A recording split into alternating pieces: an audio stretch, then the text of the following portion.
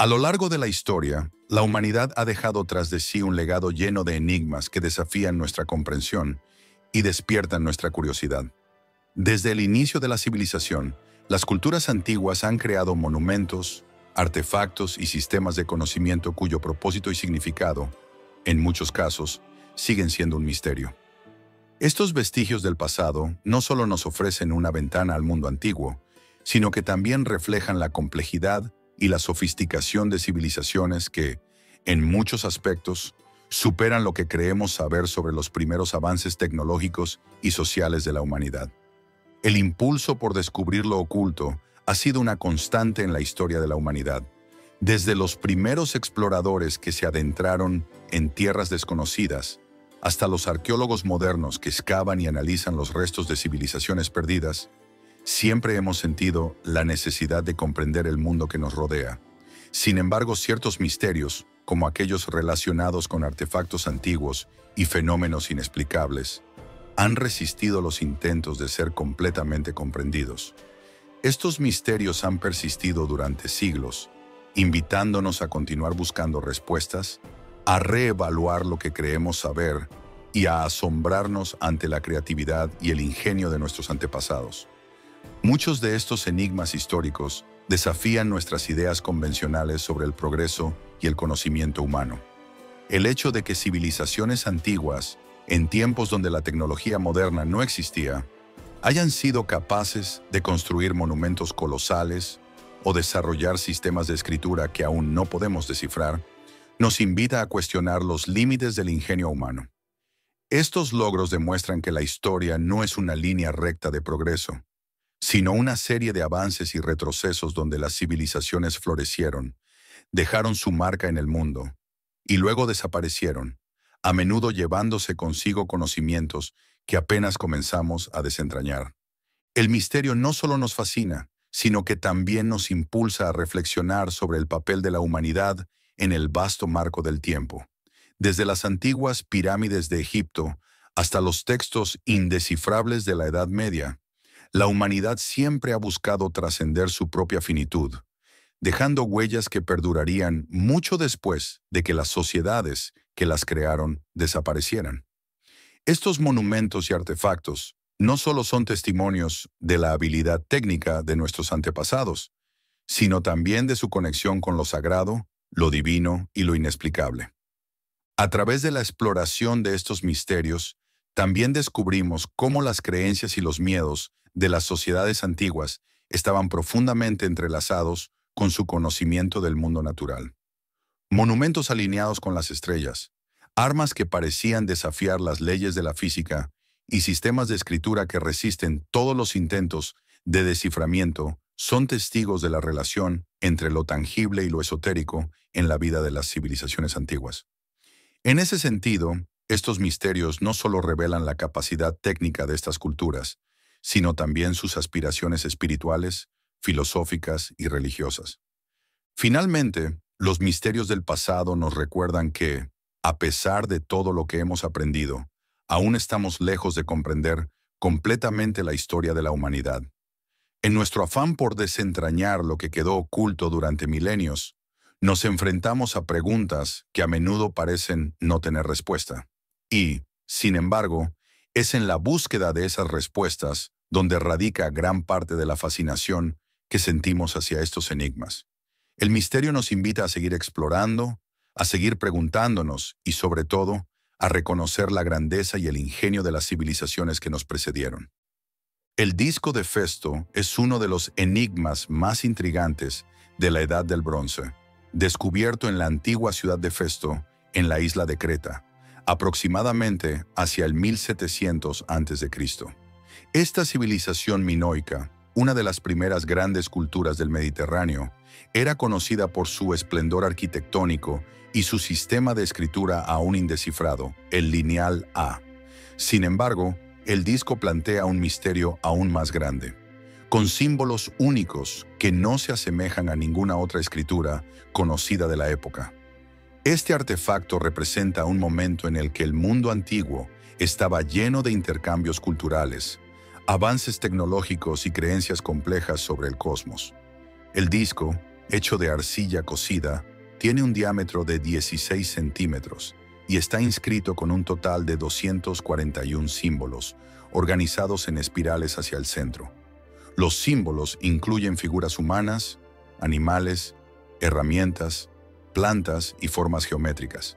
Este patrón en espiral sugiere un viaje hacia el interior, lo que podría indicar una representación simbólica de algún tipo de ritual o proceso espiritual. El uso de la espiral era común en las culturas mediterráneas antiguas, lo que sugiere que el disco no solo tenía un propósito funcional, sino también un significado religioso o cósmico. En la antigüedad, Creta era un crisol de culturas. Las rutas comerciales atravesaban la isla, conectando las civilizaciones de Egipto, el cercano Oriente y las primeras ciudades griegas. El disco de Festo, aunque claramente minoico, podría haber sido influenciado por estas interacciones. Los minoicos, conocidos por sus frescos vibrantes y sus intrincadas construcciones, como el Palacio de Cnosos, no habrían sido ajenos a las ideas que cruzaban los mares. Es posible que los símbolos en el disco reflejen una amalgama de creencias religiosas o sistemas de escritura compartidos entre las culturas mediterráneas. El misterio de los símbolos del disco ha llevado a muchos a especular sobre su propósito. Algunos estudiosos de la antigüedad sugieren que podría haber sido una tablilla ritual utilizada en ceremonias religiosas.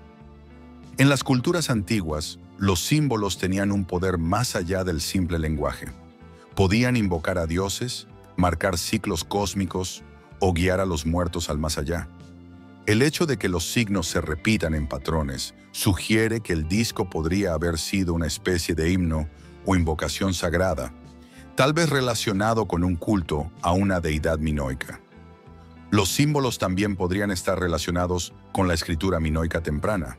Aunque el lineal A sigue sin ser descifrado, algunas similitudes entre los signos del disco y los de este sistema de escritura han llevado a los arqueólogos a creer que el disco de Festo podría ser una forma temprana o paralela de comunicación escrita. El uso de arcilla para registrar información, similar a las tablillas mesopotámicas, refleja una práctica extendida en el mundo antiguo, donde las civilizaciones empezaban a desarrollar sistemas de contabilidad y registro para el comercio y la administración. En el contexto de la antigüedad, las ceremonias religiosas desempeñaban un papel central en la vida diaria. Es posible que el disco de Festo estuviera vinculado a una festividad o rito específico, tal vez para marcar eventos astronómicos o agrícolas, como el solsticio o la cosecha. Las culturas del Mediterráneo y el cercano Oriente, desde los sumerios hasta los egipcios, ya habían desarrollado calendarios complejos basados en la observación de las estrellas. Y es posible que los minoicos también tuvieran su propia forma de registrar y celebrar estos ciclos cósmicos. Además, los minoicos eran conocidos por su profundo vínculo con la naturaleza y los misterios de la vida y la muerte. Las imágenes de serpientes, toros y figuras femeninas en sus frescos sugieren un culto centrado en la fertilidad y el renacimiento, temas comunes en las culturas mediterráneas de la Edad del Bronce. El disco podría haber sido parte de un ritual relacionado con el ciclo de la vida y la muerte, utilizado para invocar a dioses protectores o guiar a los muertos en su viaje al inframundo.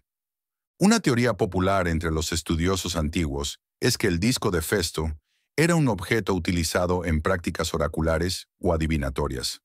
En muchas culturas antiguas, desde Babilonia hasta Egipto, los sacerdotes y chamanes utilizaban símbolos y signos para predecir el futuro o interpretar la voluntad de los dioses. Los símbolos en el disco podrían haber sido interpretados de diversas maneras según el contexto, proporcionando respuestas a preguntas sobre la guerra, las cosechas o la salud de los gobernantes. Creta era también una tierra de mitos y leyendas, como el famoso mito del Minotauro y el laberinto de Cnosos. Es posible que el disco de Festo tenga alguna relación con estos relatos mitológicos, simbolizando una conexión con el mundo divino o los héroes del pasado. En la antigüedad, los objetos sagrados no solo servían a fines religiosos, sino que también legitimaban el poder de los gobernantes y sus descendencias. El disco, en este sentido, podría haber sido un artefacto real, utilizado en ceremonias de sucesión o coronación. La sábana santa de Turín, un objeto venerado y a la vez controvertido, ha sido un símbolo de profunda devoción y misterio desde que se tiene registro de su existencia. Este lienzo de lino, que mide aproximadamente 4,36 metros de largo por 1,10 metros de ancho, contiene la imagen de un hombre con signos de haber sido crucificado. Durante siglos, se ha afirmado que este sudario es el que envolvió el cuerpo de Jesús de Nazaret tras su crucifixión y ha sido objeto de veneración cristiana desde la Edad Media. Sin embargo, la autenticidad de la sábana santa ha sido el centro de debates históricos y científicos, lo que convierte su historia en un viaje fascinante a través de la fe y la investigación. La historia de la sábana santa está envuelta en el misterio desde sus primeros días. La primera mención documentada de la sábana se remonta al siglo XIV en la pequeña localidad de Lirey, en Francia, donde un caballero, Geoffroy de Charny, la exhibió públicamente. Desde ese momento, la sábana atrajo a peregrinos y devotos que creían que era una reliquia sagrada. Sin embargo, a lo largo de la historia, también surgieron dudas sobre su autenticidad. La Iglesia Católica mantuvo una postura ambigua, permitiendo su veneración, pero sin hacer una declaración definitiva sobre su origen. A lo largo de los siglos, la sábana santa ha estado vinculada a varias leyendas. Algunos relatos sugieren que fue llevada a Europa durante las cruzadas, mientras que otros afirman que fue guardada en secreto por diversas órdenes religiosas para protegerla de la destrucción.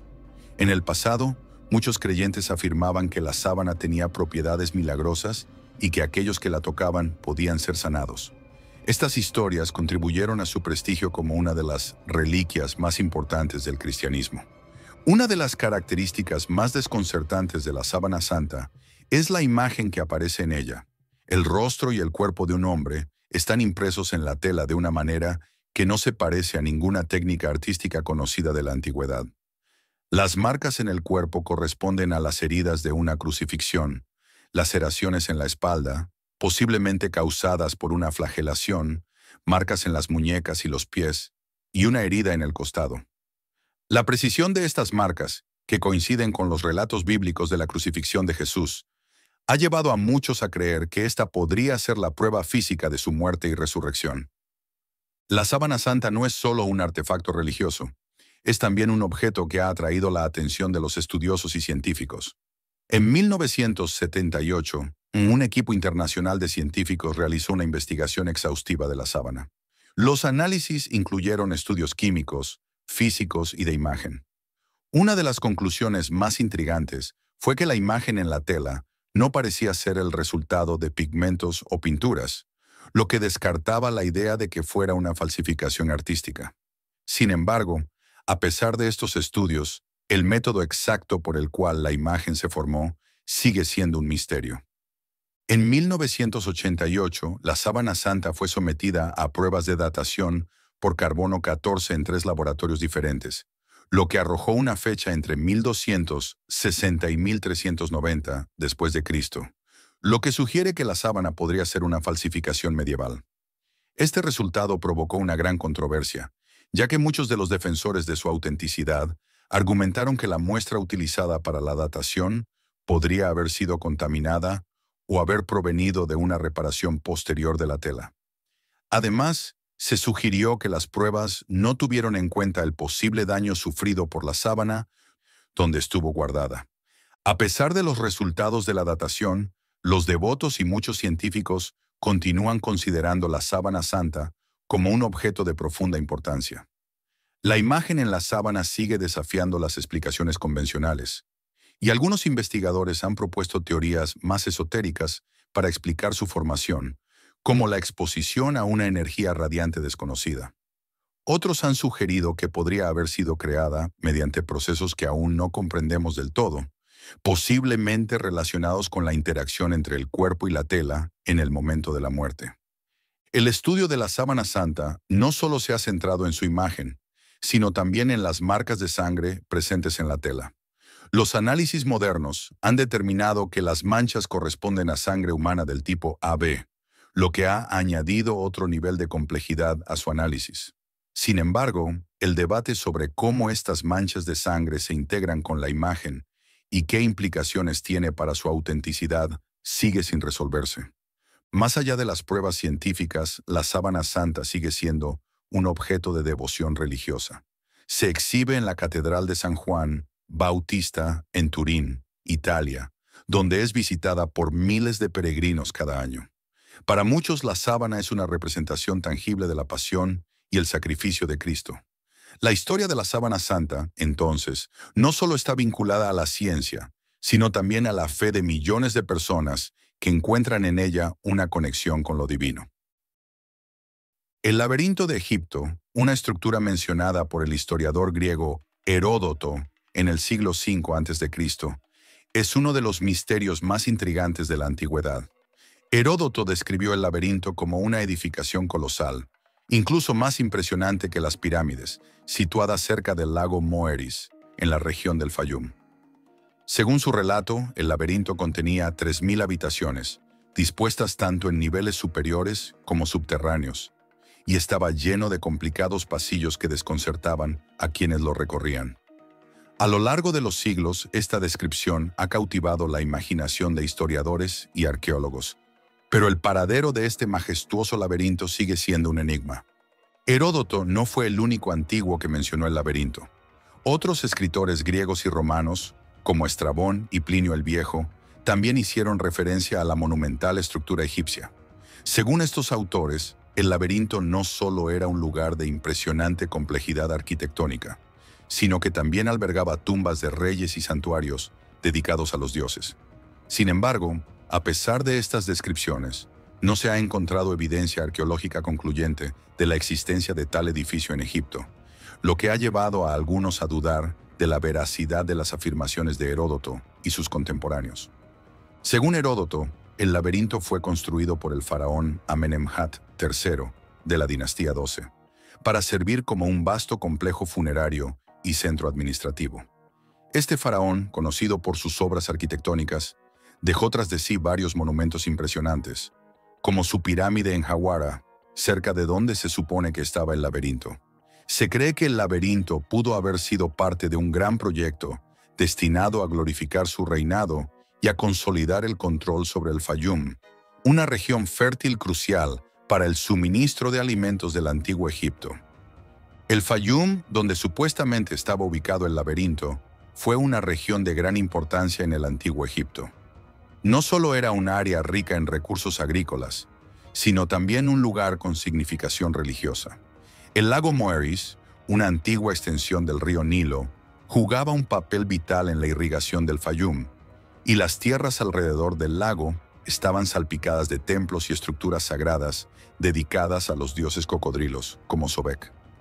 La cercanía del laberinto a esta región rica en agua podría haber sido una señal de su importancia simbólica, representando el control de los faraones sobre la vida, la muerte y el renacimiento. A pesar de las descripciones de los autores antiguos, los intentos por localizar el laberinto han resultado infructuosos.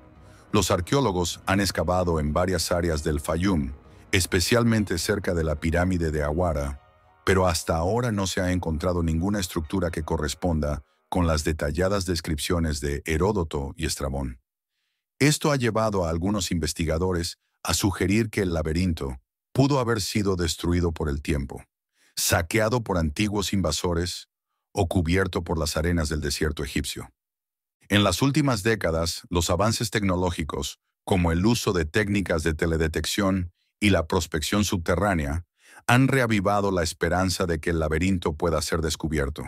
En 2008, un equipo de investigación belga utilizó un radar de penetración terrestre para investigar la zona de Hawara y descubrió lo que podría ser una vasta estructura enterrada cerca de la pirámide de Amenemhat III. Aunque aún no se ha confirmado si esta estructura es el laberinto de Heródoto, el hallazgo ha despertado el interés de la comunidad arqueológica, que espera llevar a cabo excavaciones adicionales en el futuro. El enigma del laberinto no solo está relacionado con su ubicación física, sino también con su propósito. Algunos estudiosos creen que el laberinto pudo haber sido más que un simple complejo funerario.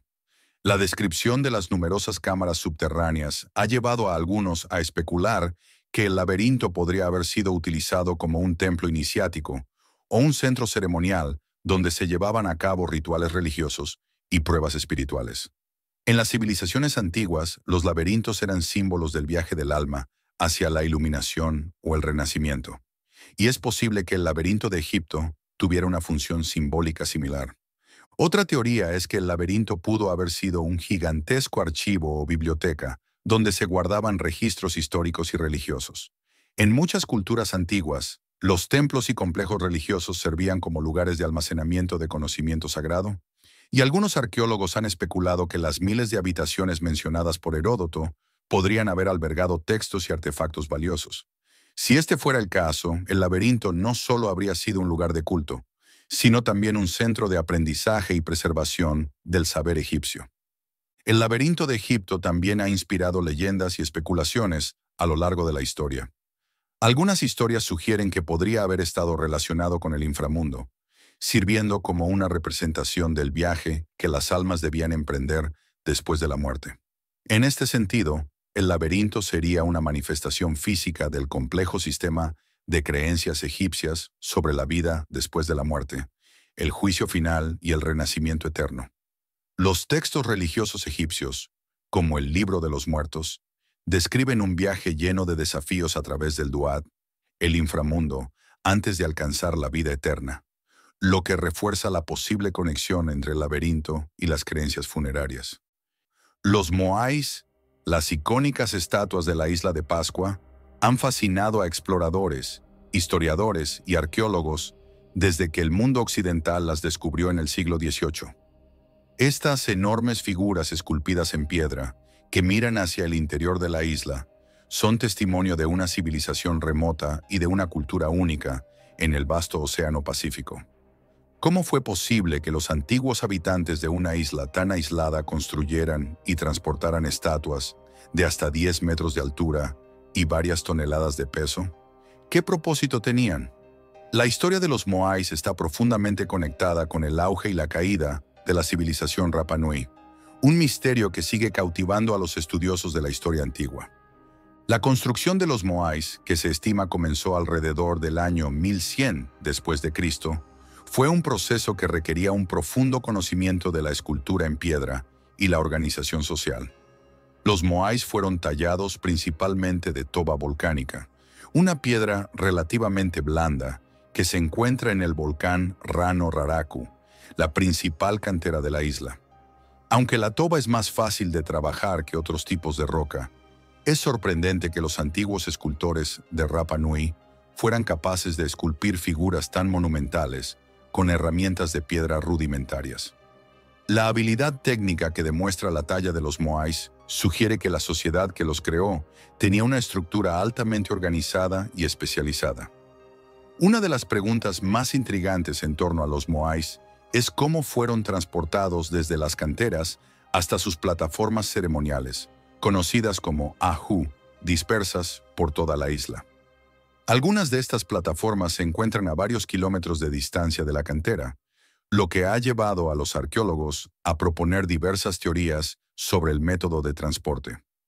Una teoría popular es que los moais fueron colocados en trineos de madera y arrastrados por equipos de trabajadores utilizando cuerdas. Otra teoría, más reciente, sugiere que los moais fueron caminados hasta sus destinos, balanceándolos hacia adelante y hacia atrás con cuerdas, una técnica que ha sido recreada con éxito en experimentos modernos. El propósito de los moais ha sido objeto de mucha especulación. La teoría más aceptada es que las estatuas representaban a los ancestros de los clanes de Rapa Nui y que su construcción era un acto de veneración hacia los antepasados. Según las creencias de los antiguos habitantes de la isla, los moais no solo eran figuras simbólicas, sino que también contenían el mana, una fuerza espiritual que protegía a las comunidades y garantizaba la prosperidad de la isla. Los moais eran erigidos de espaldas al mar, mirando hacia las aldeas, como si estuvieran vigilando y protegiendo a los descendientes de los clanes que los construyeron. El proceso de construcción y erigir moais no era simplemente una tarea monumental desde el punto de vista técnico, sino que también era un acto profundamente religioso. Los au, las plataformas sobre las que se colocaban las estatuas, Eran lugares ceremoniales donde se realizaban rituales en honor a los ancestros. Cada moai estaba vinculado a una familia o clan, y su tamaño reflejaba el poder y el estatus del grupo que lo había encargado. Esta práctica de levantar estatuas en honor a los antepasados es común en muchas culturas polinesias, lo que sugiere que los habitantes de Rapa Nui estaban conectados culturalmente con otras sociedades de la Polinesia.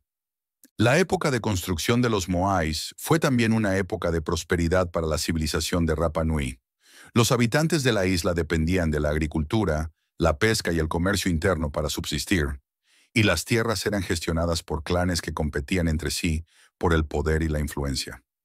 La construcción de moais no solo tenía un propósito espiritual, sino que también reforzaba la cohesión social y el estatus de los clanes.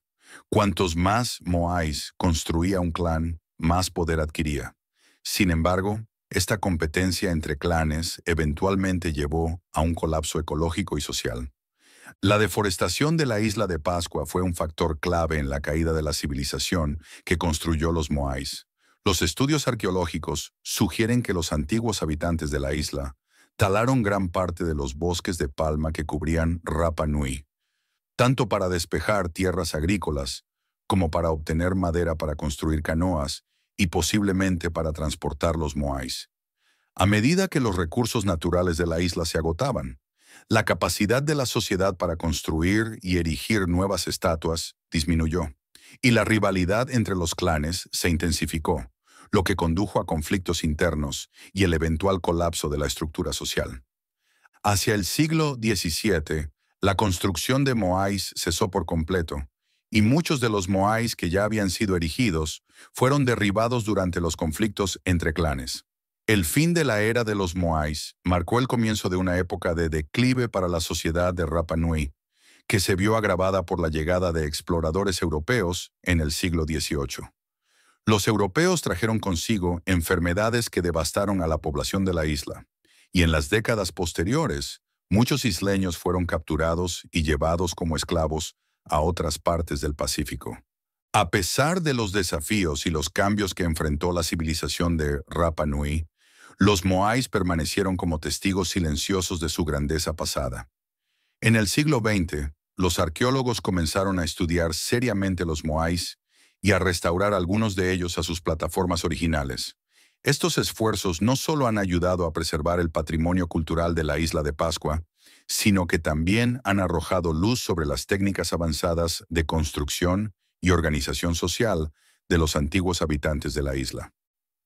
Los filisteos, una de las culturas más enigmáticas de la antigüedad, son conocidos principalmente a través de las referencias bíblicas que los describen como enemigos acérrimos de los israelitas.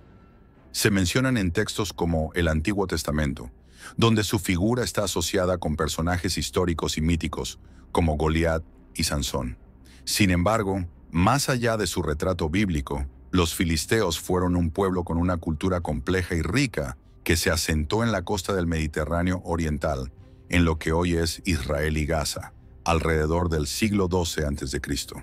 Pero la gran pregunta que ha intrigado a los historiadores y arqueólogos durante siglos es: ¿de dónde procedían realmente los filisteos? El origen de los filisteos ha sido objeto de diversas teorías a lo largo del tiempo. Según algunos estudiosos, los filisteos formaban parte de los llamados pueblos del mar, un grupo heterogéneo de poblaciones que se desplazaron por el Mediterráneo durante el final de la Edad del Bronce, aproximadamente entre los siglos XIII y XII a.C., en una serie de migraciones masivas que afectaron profundamente las civilizaciones de la región, como Egipto, el Imperio Hitita y las ciudades-estado de Canaán. Estas migraciones, en las que participaron múltiples pueblos, desataron una época de caos y cambios que marcó el fin de muchas grandes civilizaciones. La principal teoría sugiere que los filisteos tenían sus orígenes en la región del Egeo, posiblemente en Creta o en alguna de las islas cercanas, como Chipre.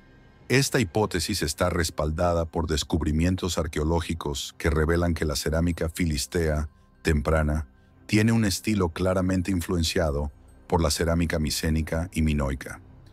Este tipo de cerámica, decorada con motivos geométricos y escenas marinas, es característica de las culturas del Egeo, lo que sugiere una conexión cultural y posiblemente migratoria entre esas regiones y la costa de Canaán, donde los filisteos finalmente se asentaron. El nombre filisteo podría tener su origen en el término egipcio Peleset, que aparece en los registros del faraón Ramsés III. Según las inscripciones del templo de Medinet Habu, Ramsés III libró una serie de batallas contra los pueblos del mar, que intentaron invadir Egipto alrededor del año 1175 a.C. Los Peleset, identificados por muchos estudiosos como los filisteos, fueron derrotados y posteriormente asentados en la costa de Canaán, en la región que se convertiría en su hogar histórico. Estos textos egipcios son algunos de los primeros en mencionar a los filisteos y proporcionan una pista crucial sobre su llegada al Levante. Tras su llegada a Canaán, los filisteos se asentaron en 5 principales ciudades costeras: Gaza, Ascalón, Asdod, Ecrón y Gat, que juntas formaban la Pentápolis filistea. Estas ciudades eran centros de poder político, militar y comercial. Gracias a su ubicación estratégica en la costa del Mediterráneo, los filisteos controlaban importantes rutas comerciales marítimas y terrestres, lo que les permitió convertirse en una potencia regional. Las ciudades filisteas prosperaron económicamente y desarrollaron una cultura propia que, aunque influenciada por las tradiciones del Egeo, fue adaptada a las condiciones locales de la región. La arqueología ha sido clave para desvelar aspectos desconocidos de la vida cotidiana y la cultura de los filisteos. En las excavaciones realizadas en las antiguas ciudades filisteas, se han encontrado numerosos objetos que reflejan una cultura material rica y diversa. Además de la cerámica, los filisteos eran expertos metalúrgicos y artesanos. Las tumbas filisteas han revelado una gran cantidad de objetos funerarios, incluidos ornamentos, armas y herramientas, lo que indica que eran un pueblo avanzado tecnológicamente para su época. Estos hallazgos sugieren que los filisteos tenían contactos comerciales con Egipto, Chipre y otras culturas mediterráneas. Los filisteos también tenían una religión propia, aunque no se sabe mucho sobre sus dioses y prácticas religiosas. Se ha sugerido que podrían haber adorado a dioses relacionados con el panteón del Egeo, como Dagón, el dios principal de la mitología filistea, que aparece mencionado tanto en la Biblia como en textos ugaríticos. El culto a Dagón parece haber sido central en la vida religiosa de los filisteos, y es probable que otros dioses, como Baal y Astarte, también fueran adorados en sus templos. Las influencias del cercano Oriente en su religión muestran cómo los filisteos se adaptaron y asimilaron aspectos culturales de los pueblos con los que entraron en contacto. En cuanto a sus relaciones con los israelitas, los filisteos desempeñaron un papel crucial en los primeros relatos de la historia de Israel. Según la Biblia, las guerras entre los filisteos y los israelitas fueron frecuentes, y los filisteos a menudo se presentan como un pueblo poderoso y guerrero. El relato más famoso de estos conflictos es la batalla entre David y Goliat, en la que David, el futuro rey de Israel, derrota al gigante Goliat, que pertenecía a los filisteos de Gat. Este episodio, aunque narrado desde una perspectiva religiosa, refleja las tensiones políticas y militares entre los dos pueblos. Sin embargo, a pesar de su imagen en las escrituras bíblicas, los filisteos no eran simplemente un pueblo belicoso. Fueron también una civilización que floreció en el ámbito comercial y cultural. El dominio filisteo sobre la costa les permitió controlar el acceso a rutas comerciales clave, y es probable que comerciaran con productos como aceite de oliva, vino, metales y productos textiles. Este control comercial fue uno de los factores que les permitió establecerse y prosperar en la región durante varios siglos. Las misteriosas esferas de piedra de Costa Rica, conocidas como las bolas, representan uno de los mayores enigmas arqueológicos del continente americano. Estas enormes esferas, perfectamente esculpidas en piedra, se encuentran principalmente en el delta del Diquís, en el suroeste de Costa Rica, y han desconcertado a arqueólogos e historiadores desde su descubrimiento en la década de 1930. Atribuidas a la cultura precolombina del Diquís, las esferas varían en tamaño desde unos pocos centímetros hasta más de 2 metros de diámetro y pueden pesar varias toneladas. Pero, ¿cuál fue su propósito? ¿Cómo lograron los antiguos habitantes de Costa Rica tallar y mover estos monumentos de piedra? Las respuestas a estas preguntas siguen siendo esquivas, pero los estudios arqueológicos han comenzado a arrojar algo de luz sobre el significado y la importancia de estas estructuras en la vida cotidiana y ritual de los antiguos habitantes de la región. Desde entonces, se han encontrado más de 300 de estas esferas en diferentes sitios de Costa Rica, especialmente en la región del delta del Diquís. Aunque muchas esferas han sido trasladadas de su ubicación original, las primeras descripciones indicaban que estaban dispuestas en patrones geométricos, alineadas con precisión en líneas rectas o formando grupos. Esta disposición ha llevado a algunos investigadores a sugerir que las esferas pudieron haber tenido un propósito astronómico o ritual, actuando como marcadores de algún evento celeste o alineación sagrada. Las esferas fueron elaboradas principalmente de gabbro, una roca ígnea similar al basalto que se encuentra en las montañas cercanas. La creación de estas esferas habría requerido un gran esfuerzo y habilidad técnica por parte de sus constructores. Los arqueólogos creen que las esferas fueron talladas utilizando herramientas de piedra, lo que habría implicado un proceso largo y laborioso para lograr la forma perfectamente redondeada que caracteriza a muchas de estas esferas. Algunos estudios han propuesto que el proceso implicaba el calentamiento de la roca seguido por enfriamiento rápido con agua, lo que facilitaba su tallado. A pesar de su perfección técnica, uno de los aspectos más intrigantes de las esferas de piedra es su falta de inscripciones o decoraciones visibles. A diferencia de otros monumentos precolombinos, como los altares mayas o las estelas andinas, las esferas no presentan figuras o símbolos tallados que pudieran proporcionar pistas sobre su función o significado. Esto ha llevado a algunos estudiosos a plantear la posibilidad de que las esferas tuvieran un propósito abstracto o simbólico, relacionado más con el poder y la organización social que con algún uso práctico o funcional. Una de las teorías más aceptadas sobre el propósito de las esferas es que estaban asociadas con el poder político y religioso de las élites de la sociedad del Diquís. En muchas culturas antiguas, los objetos monumentales eran utilizados para demostrar la autoridad y la legitimidad de los líderes. Las esferas de piedra, por su tamaño y perfección, podrían haber sido una forma de manifestar el poder de una élite gobernante o de marcar territorios controlados por ciertos clanes o linajes.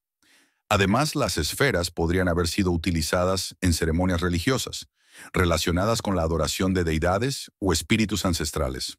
Otra teoría interesante es que las esferas podrían haber servido como marcadores territoriales o indicadores de caminos. Algunos arqueólogos sugieren que las esferas podrían haber delimitado zonas importantes, como centros ceremoniales o rutas comerciales entre las aldeas de la región. Las disposiciones alineadas de las esferas, encontradas en algunos sitios, han llevado a suponer que podrían haber sido utilizadas para guiar a los viajeros a través del paisaje, señalando puntos de referencia clave en una red de caminos precolombinos que conectaban las comunidades del delta del Diquís. A lo largo de los años, las esferas de piedra han sido objeto de numerosas teorías, algunas más especulativas que otras. Una de las hipótesis más controvertidas, promovida por autores de teorías de la conspiración y del fenómeno extraterrestre, sugiere que las esferas fueron creadas con la ayuda de seres de otros mundos, debido a la dificultad técnica para tallar esferas tan perfectas. Sin embargo, esta idea ha sido descartada por los arqueólogos, quienes creen que los antiguos habitantes de Costa Rica poseían el conocimiento y las habilidades necesarias para crear estas estructuras monumentales, utilizando las herramientas y los recursos naturales disponibles en su entorno. El contexto arqueológico de las esferas ha sido difícil de establecer, en parte porque muchas de ellas fueron removidas de su lugar original poco después de su descubrimiento. Esto ha dificultado la interpretación de su función en la cultura del Diquís. Sin embargo, las excavaciones en varios sitios han revelado que las esferas estaban asociadas con grandes complejos habitacionales y ceremoniales, lo que sugiere que eran parte integral de la vida social y religiosa de la región. Los arqueólogos también han encontrado restos de tumbas cercanas a algunas esferas, lo que ha llevado a especular que podrían haber tenido un papel funerario, sirviendo como monumentos conmemorativos de personajes importantes. La cultura del diquís, que floreció en la región desde aproximadamente el 800 después de Cristo hasta la llegada de los españoles en el siglo XVI, es relativamente poco conocida en comparación con otras civilizaciones precolombinas de América Central. Sin embargo, la existencia de las esferas de piedra es testimonio de la sofisticación de esta sociedad. Los habitantes del diquís no solo eran hábiles escultores, sino que también mantenían redes comerciales y culturales con otras regiones de Mesoamérica y América del Sur. Los objetos hallados en excavaciones cercanas a las esferas indican que el delta del diquís era un importante centro comercial, lo que refuerza la idea de que las esferas podrían haber servido para marcar rutas comerciales o zonas de influencia económica. La Gran Pirámide de Giza, construida hace más de 4.500 años durante el reinado del faraón Keops, sigue siendo una de las mayores maravillas del mundo antiguo. A lo largo de los siglos, esta monumental estructura ha desconcertado a generaciones de exploradores, arqueólogos y científicos por su complejidad arquitectónica y su aparente perfección geométrica.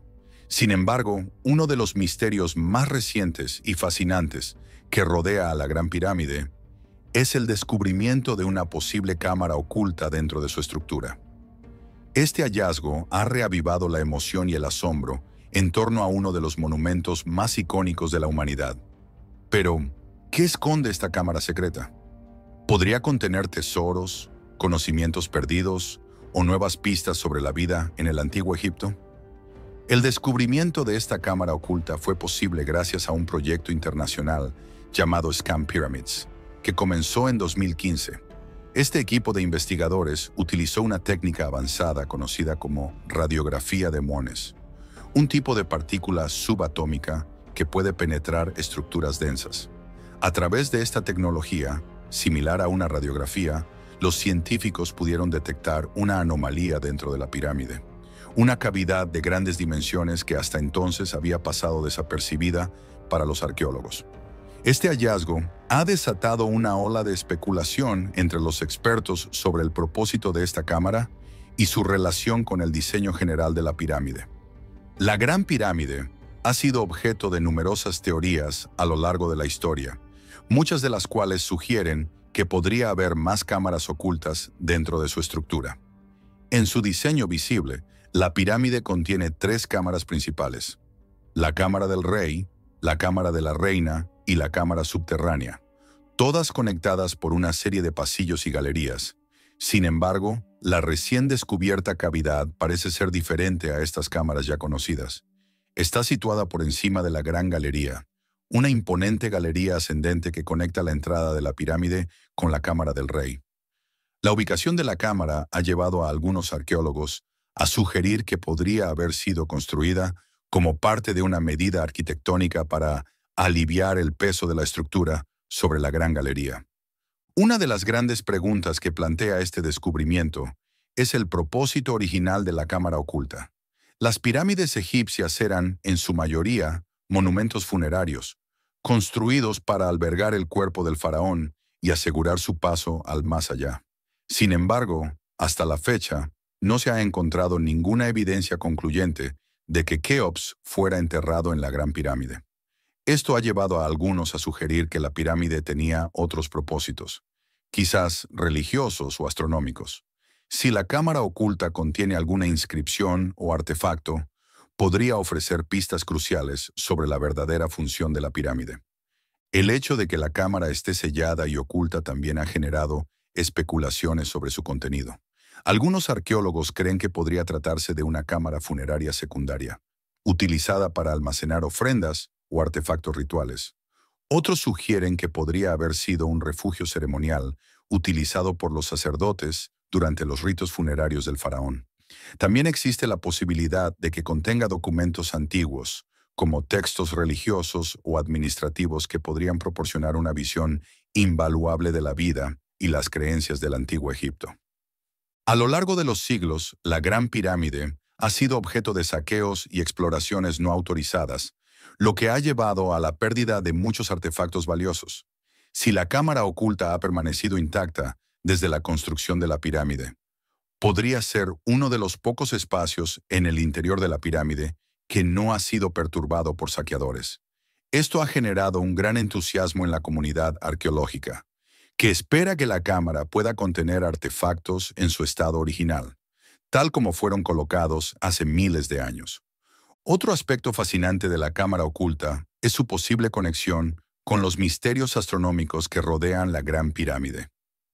A lo largo de los años, muchos investigadores han sugerido que la pirámide está alineada con ciertos cuerpos celestes y que sus pasadizos y cámaras podrían haber sido diseñados para observar estrellas o realizar ceremonias astronómicas. La ubicación de la cámara, por encima de la Gran Galería, podría haber tenido un propósito relacionado con estas observaciones celestiales, quizás sirviendo como un espacio desde el cual se realizaban rituales vinculados a la ascensión del faraón hacia las estrellas. El descubrimiento de la cámara oculta también ha reavivado el debate sobre las técnicas de construcción utilizadas por los antiguos egipcios. La Gran Pirámide está formada por más de 2 millones de bloques de piedra, algunos de los cuales pesan varias toneladas. A lo largo de los siglos, los arqueólogos han propuesto diferentes teorías sobre cómo los egipcios lograron mover y ensamblar estos bloques con una precisión asombrosa. Si se puede acceder a la cámara oculta, podría ofrecer nuevas pistas sobre los métodos utilizados para construir esta monumental estructura y sobre los conocimientos arquitectónicos de los antiguos egipcios. A pesar de la emoción que rodea el descubrimiento de la cámara, aún no se ha podido acceder a ella físicamente. Los arqueólogos se enfrentan al desafío de cómo explorar la cavidad sin dañar la estructura de la pirámide. Cualquier intervención debe ser cuidadosamente planificada para evitar comprometer la estabilidad de la pirámide, que ha resistido durante milenios. Se están considerando técnicas de exploración no invasiva, como la utilización de robots y drones pequeños, que puedan ingresar en la cámara a través de los pasadizos existentes. El manuscrito Voynich es uno de los enigmas más duraderos de la historia. Este misterioso libro, que data del siglo XV, está escrito en un lenguaje desconocido y adornado con ilustraciones extrañas de plantas, diagramas astrológicos y figuras humanas en poses curiosas. Descubierto en 1912 por el comerciante de libros antiguos Wilfrid Voynich, desde entonces ha desconcertado a criptógrafos, historiadores y lingüistas que han intentado descifrarlo sin éxito. El contenido del manuscrito, sus posibles orígenes y su propósito son todavía un misterio, lo que lo convierte en una de las reliquias más intrigantes de la Edad Media. El manuscrito, compuesto por unas 240 páginas de pergamino, está escrito en un sistema de escritura que no se parece a ningún otro idioma conocido. El texto fluye de izquierda a derecha y está organizado en párrafos y secciones como si fuera un libro corriente. Sin embargo, lo que ha desconcertado a los investigadores es que ninguna de las palabras del manuscrito parece tener correlación con ningún idioma humano o cifrado. Los intentos de decodificación, tanto manuales como asistidos por computadoras, no han dado frutos, lo que ha llevado a algunos a sugerir que el manuscrito podría ser un engaño elaborado, aunque esta teoría es altamente debatida. Una de las características más fascinantes del manuscrito Voynich son sus ilustraciones. A lo largo de las páginas hay dibujos detallados de plantas que no coinciden con ninguna especie conocida, lo que ha llevado a muchos a especular que el manuscrito podría ser un tratado sobre botánica. Sin embargo, algunas de las plantas parecen tener características combinadas o ficticias, lo que pone en duda esta teoría. Además, hay diagramas astrológicos y zodiacales, lo que sugiere que el texto podría estar relacionado con la astrología o la alquimia, dos áreas de conocimiento populares en la Edad Media. Las teorías sobre el origen y el propósito del manuscrito Voynich son diversas. Una de las hipótesis más aceptadas es que podría haber sido un compendio de conocimientos médicos o botánicos, escrito en un lenguaje cifrado para proteger los secretos de los alquimistas o médicos medievales. Este tipo de prácticas eran comunes en esa época, cuando los conocimientos esotéricos a menudo se transmitían a través de códigos o lenguajes secretos. Otros creen que el manuscrito podría haber sido una especie de grimorio o libro de magia, ya que muchas de las ilustraciones parecen tener un simbolismo oculto. En cuanto a su autoría, Se ha especulado que el manuscrito Voynich podría haber sido creado por un erudito europeo o incluso un alquimista. Algunos nombres que se han sugerido incluyen a Roger Bacon, un famoso erudito y alquimista del siglo XIII, o a John Dee, un matemático y ocultista inglés del siglo XVI. Sin embargo, no hay pruebas concluyentes que respalden ninguna de estas teorías. El análisis de carbono 14 realizado en las páginas del manuscrito ha fechado su origen en el siglo XV, lo que proporciona un marco temporal, pero aún deja abierta la cuestión de quién lo escribió y con qué propósito. Uno de los aspectos más enigmáticos del manuscrito Voynich es la estructura de su texto. Aunque no se ha podido descifrar, los estudios lingüísticos han revelado ciertos patrones que sugieren que el texto podría tener una estructura lógica, similar a la de un lenguaje real. El manuscrito parece seguir reglas gramaticales y de sintaxis coherentes, lo que ha llevado a algunos investigadores a creer que no es simplemente una falsificación o un conjunto de garabatos sin sentido, sino que podría ser un lenguaje construido artificialmente o un cifrado altamente complejo. En las últimas décadas, el manuscrito Voynich ha sido objeto de numerosos estudios criptográficos. En la década de 1940, un equipo de criptógrafos militares que había trabajado en el desciframiento de códigos durante la Segunda Guerra Mundial intentó desentrañar el texto, pero no lograron avanzar. Más recientemente, investigadores de diversas disciplinas han utilizado análisis estadísticos y programas de inteligencia artificial para intentar descomponer el texto en fragmentos más pequeños que podrían ofrecer pistas sobre su significado. A pesar de todos estos esfuerzos, el contenido sigue siendo un enigma impenetrable. El manuscrito Voynich también ha inspirado numerosas teorías conspirativas. Algunos han sugerido que podría ser un texto alienígena o un mensaje codificado de una civilización avanzada que ha sido olvidada por la historia. Otros creen que podría haber sido creado con propósitos artísticos o como una broma elaborada por algún erudito medieval. Aunque estas teorías son en su mayoría especulaciones sin base, reflejan la fascinación y el misterio que rodean al manuscrito. A lo largo del tiempo, la autenticidad del manuscrito Voynich ha sido objeto de debate. Algunos críticos sugieren que podría ser una falsificación medieval creada para engañar a los coleccionistas de la época. Sin embargo, el análisis del pergamino y las tintas utilizados en el manuscrito ha confirmado que el material es genuino y data de la Edad Media. Además, la complejidad del texto y las ilustraciones hace que sea difícil imaginar que se trate de un simple engaño. La falta de pruebas concluyentes sobre su origen y propósito ha llevado a la mayoría de los estudiosos a considerar el manuscrito como un documento auténtico, aunque inexplicable.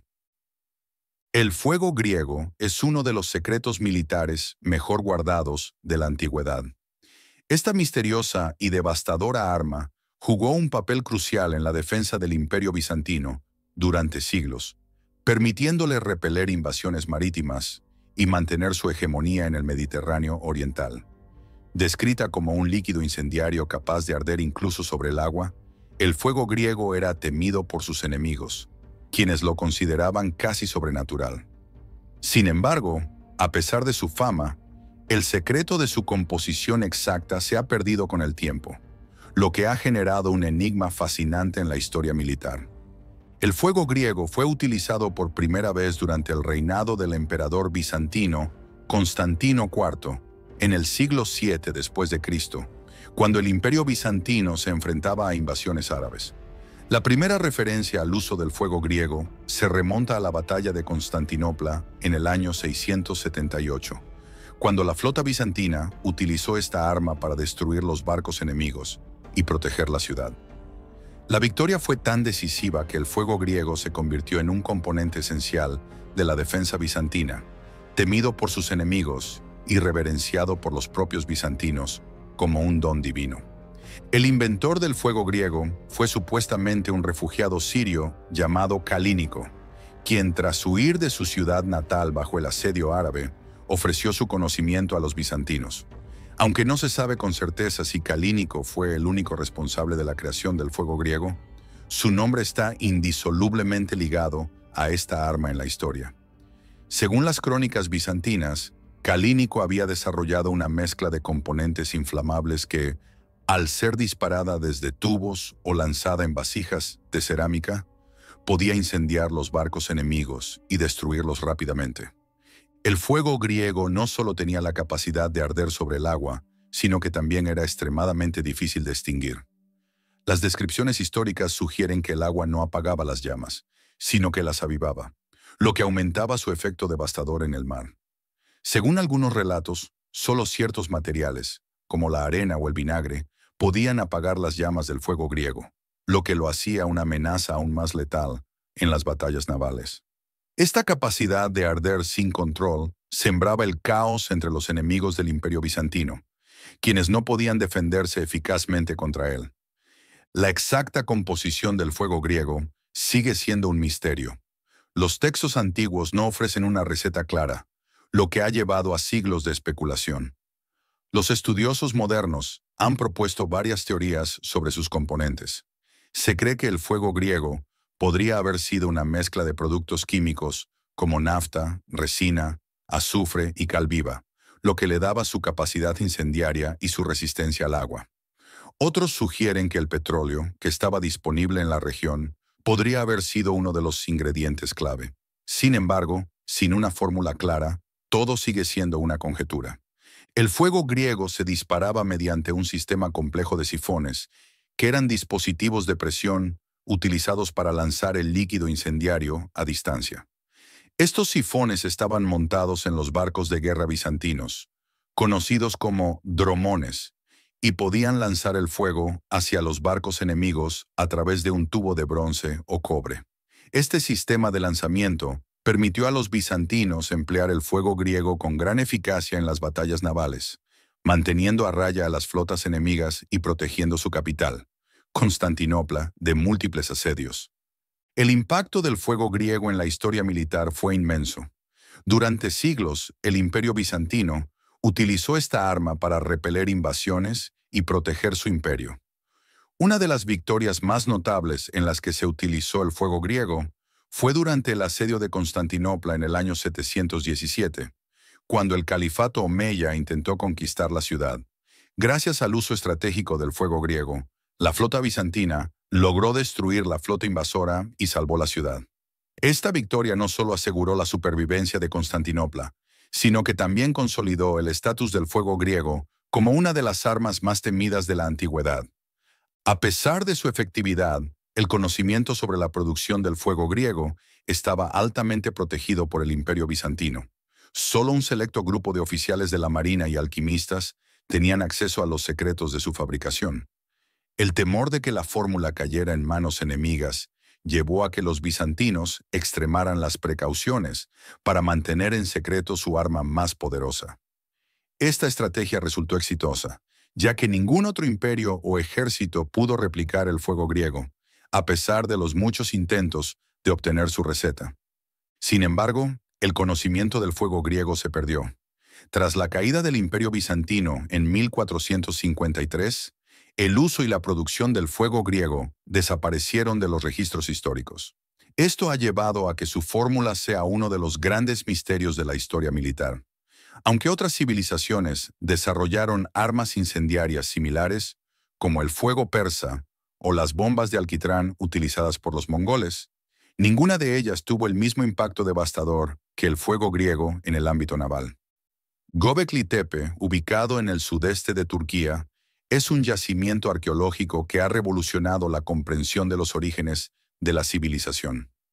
Considerado el templo más antiguo del mundo, con una antigüedad de más de 11.000 años, este complejo monumental fue construido por una sociedad preagrícola que aún no conocía la escritura ni la metalurgia. El descubrimiento de Göbekli Tepe desafía las ideas tradicionales sobre los primeros pasos de la humanidad hacia la civilización y plantea preguntas fundamentales sobre quiénes lo construyeron y por qué lo hicieron. El sitio de Göbekli Tepe fue descubierto en la década de 1960, pero no fue hasta las excavaciones de los años 90, dirigidas por el arqueólogo alemán Klaus Schmidt, cuando el verdadero significado del lugar comenzó a emerger. Lo que los arqueólogos encontraron fue un complejo de estructuras megalíticas circulares, construidas con pilares de piedra caliza de hasta 5 metros de altura, muchos de ellos tallados con intrincadas representaciones de animales, figuras humanas y símbolos abstractos. Estos pilares, dispuestos en anillos, sugieren que Göbekli Tepe no fue solo un sitio de habitación, sino un centro religioso o ceremonial de enorme importancia. Una de las características más sorprendentes de Göbekli Tepe es que fue construido por cazadores-recolectores, mucho antes del desarrollo de la agricultura o la vida sedentaria. Esto contradice la teoría tradicional de que las sociedades complejas y los monumentos arquitectónicos solo podían surgir después de que los humanos hubieran domesticado plantas y animales y establecido aldeas permanentes. Göbekli Tepe sugiere que, al menos en este caso, fue la construcción de un centro ceremonial lo que precedió al surgimiento de la agricultura, en lugar de lo contrario. Esto ha llevado a algunos investigadores a reconsiderar el papel de la religión y la organización social en los primeros pasos hacia la civilización. El propósito exacto de Göbekli Tepe sigue siendo un misterio. Aunque no se han encontrado rastros de viviendas permanentes en el sitio, la magnitud de la construcción sugiere que debió atraer a una gran cantidad de personas para trabajar en su edificación. Las teorías más aceptadas proponen que Göbekli Tepe era un sitio religioso, posiblemente un lugar de peregrinación donde las tribus de cazadores-recolectores se reunían periódicamente para realizar rituales y ceremonias. Las tallas de animales, como serpientes, jabalíes y buitres, podrían haber tenido un significado simbólico, relacionado con el mundo espiritual o con prácticas chamánicas. Otra hipótesis interesante es que Göbekli Tepe pudo haber sido un lugar de enterramiento o de culto a los antepasados. En muchas culturas antiguas, los monumentos megalíticos estaban asociados con rituales funerarios o con la veneración de los muertos. Aunque no se han encontrado tumbas en el sitio, algunos arqueólogos sugieren que el simbolismo de las tallas de animales podría estar relacionado con ideas sobre la muerte y el más allá. Los buitres, por ejemplo, eran animales asociados con la descomposición y la transición al mundo espiritual en muchas culturas antiguas de la región. El proceso de construcción de Göbekli Tepe es también un enigma. Los cazadores-recolectores que vivían en la región no tenían herramientas de metal, por lo que los pilares y las estructuras fueron tallados con herramientas de piedra. Además, la magnitud del sitio sugiere un nivel de cooperación y organización social que no se asociaba típicamente con sociedades preagrícolas. Los arqueólogos creen que cientos de personas debieron haber trabajado en la construcción de Göbekli Tepe, lo que plantea preguntas sobre cómo se movilizaban y organizaban estos primeros grupos humanos. Otro aspecto fascinante de Göbekli Tepe es que después de varios siglos de uso, el sitio fue deliberadamente enterrado por sus propios constructores. Los arqueólogos han descubierto que, en algún momento alrededor del 8000 a.C., las estructuras de Göbekli Tepe fueron cubiertas cuidadosamente con tierra y escombros, preservándolas casi intactas hasta su descubrimiento. Las razones detrás de este entierro deliberado siguen siendo desconocidas. Algunos sugieren que podría haber estado relacionado con un cambio en las creencias religiosas o con el desplazamiento de la actividad ceremonial a otro lugar. Otros creen que el entierro podría haber sido una forma de proteger el sitio de invasores o de la destrucción natural. El impacto de Göbekli Tepe en la arqueología y la historia antigua ha sido profundo. El sitio ha desafiado la idea de que la religión y la organización social compleja solo surgieron después de la invención de la agricultura. En lugar de ser una consecuencia del sedentarismo, Göbekli Tepe sugiere que las creencias religiosas y los rituales colectivos pudieron haber jugado un papel crucial en la cohesión social y en la transición hacia la vida agrícola. En este sentido, Göbekli Tepe podría ser uno de los primeros ejemplos de cómo la religión y la construcción de monumentos colectivos ayudaron a dar forma a las primeras sociedades humanas. El descubrimiento de Göbekli Tepe ha reavivado el debate sobre los orígenes de la civilización y ha llevado a nuevas investigaciones sobre otros sitios similares en la región. Aunque ningún otro sitio contemporáneo ha igualado la magnitud y complejidad de Göbekli Tepe, se han descubierto otros lugares en Turquía y el Levante que podrían haber estado conectados con el mismo fenómeno cultural.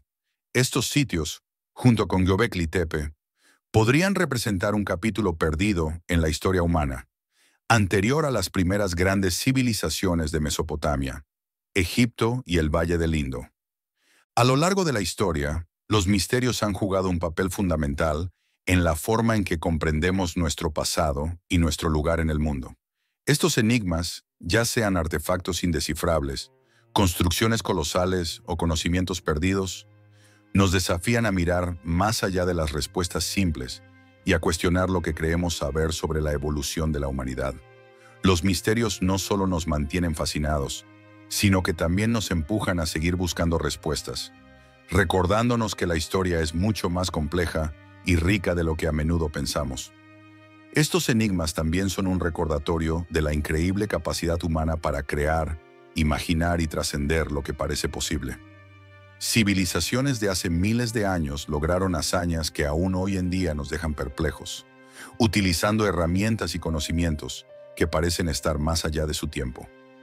La búsqueda de respuestas a estos misterios no es solo un ejercicio de arqueología o historia, sino también una reflexión sobre lo que significa ser humano. A través de estos vestigios podemos ver cómo nuestros antepasados intentaron dar sentido al mundo que los rodeaba y cómo sus logros en muchos casos siguen desafiando nuestra comprensión. El hecho de que algunos de estos misterios sigan sin resolverse nos muestra también la humildad que debemos tener ante el conocimiento. A pesar de los avances en la tecnología y la ciencia, aún hay cosas que no podemos explicar. Los enigmas de la historia antigua nos enseñan que, aunque hemos avanzado enormemente como civilización, hay aspectos del pasado que permanecen inalcanzables. Y quizás ese sea uno de los aspectos más fascinantes del estudio de la historia. Es la búsqueda constante, la curiosidad insaciable y la incertidumbre lo que nos motiva a seguir explorando.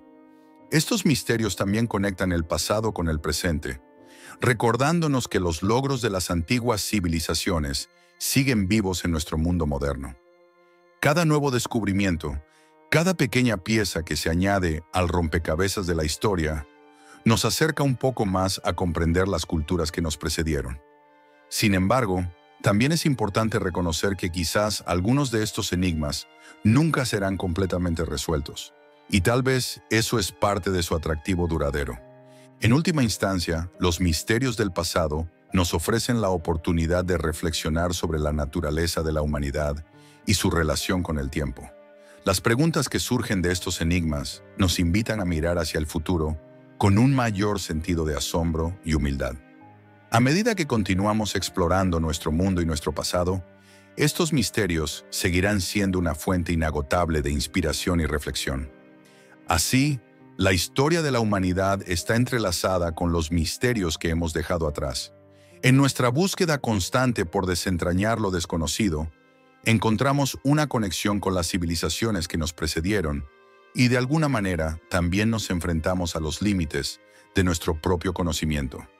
Quizás no todas las preguntas tengan respuesta, pero en la búsqueda de esas respuestas radica gran parte del sentido de nuestra aventura como especie.